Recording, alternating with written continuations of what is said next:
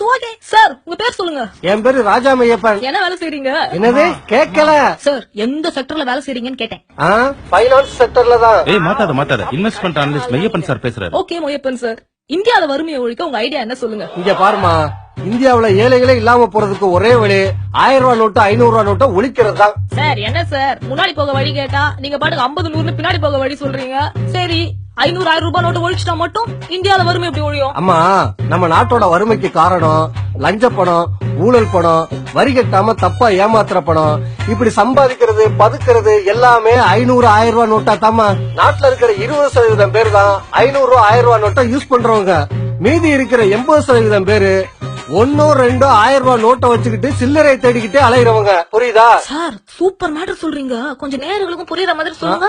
அப்ப உங்களுக்கு புரிஞ்சிருச்சாக்கும். சார் என்ன சொல்லி கலாய்கிறாரு? இங்க பாருமா, 1000 ரூபாய் நோட்டா இருந்தா 100 கோடி ரூபாய கூட பெரிய 2 சூட்கேஸ்ல வச்சு பதுக்கிடலாம். அதே 100 ரூபாய் 50 ரூபாயா இருந்தா பெரிய வீடே தேவைப்படும். பாதுகாப்பு இருக்காது, திருட்டு பயம், போலீஸ் பிரச்சனை, இன்கம் டாக்ஸ் பயம், தங்கத்துல காசு போட மாட்டான்.